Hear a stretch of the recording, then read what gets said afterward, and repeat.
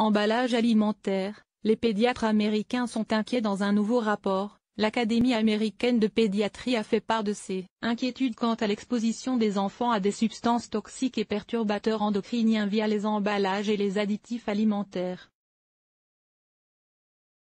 Bisphénol, phtalate, nitrate et nitrite, composés perfluorés.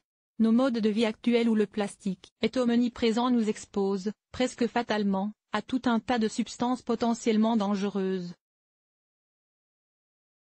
Or, les organes et systèmes hormonaux des enfants étant encore en cours de développement, ils sont plus sensibles à ces substances, et notamment aux fameux perturbateurs endocriniens qui miment l'action des hormones de notre corps. Cette exposition des enfants inquiète particulièrement l'Académie américaine de pédiatrie, qui a rédigé un rapport à l'attention des autorités américaines.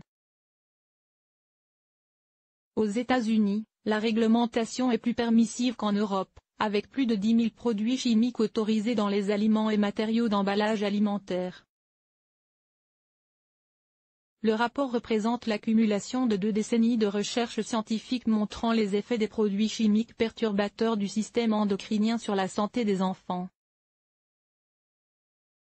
Du fait qu'ils mangent davantage que les adultes, les enfants seraient plus exposés par ces substances, et plus à risque du fait de l'immaturité de leurs organes, d'où l'inquiétude des pédiatres, qui exhortent la Food and Drug Administration des États-Unis à durcir la réglementation. 6 grands types de produits chimiques pointés du doigt. Le rapport de l'American Academy of Pediatrics relève ainsi 6 grandes familles de composés chimiques potentiellement néfastes. Les bisphénols, comme le bisphénol A, utilisés pour durcir les récipients en plastique et les canettes métalliques.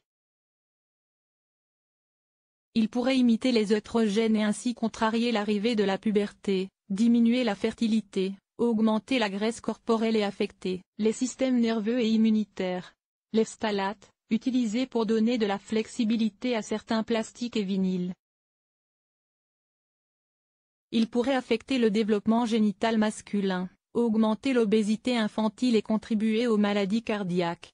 Les perfluorocarbures, ou hydrocarbures perfluorés, PFC, qui sont utilisés dans les emballages alimentaires en papier et en carton.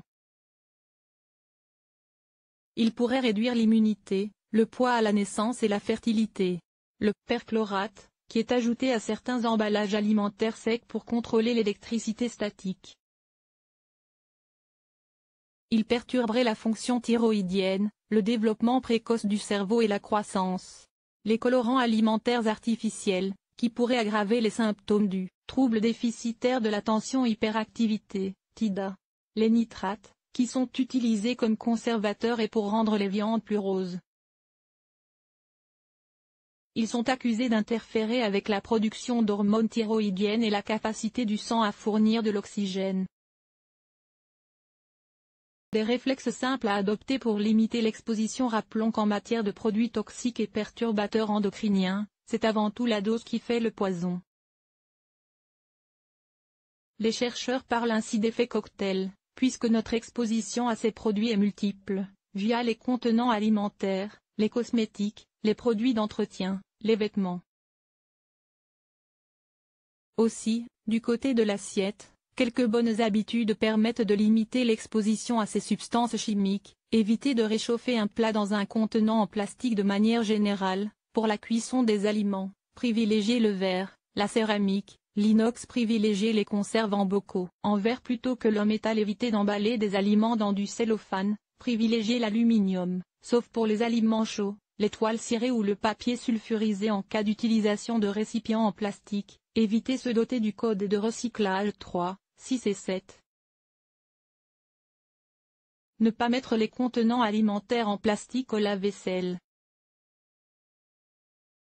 Car, en étant chauffés pendant le lavage, ces contenants libèrent des toxines qui seront ensuite ingérées par les enfants en mangeant. Source: today.com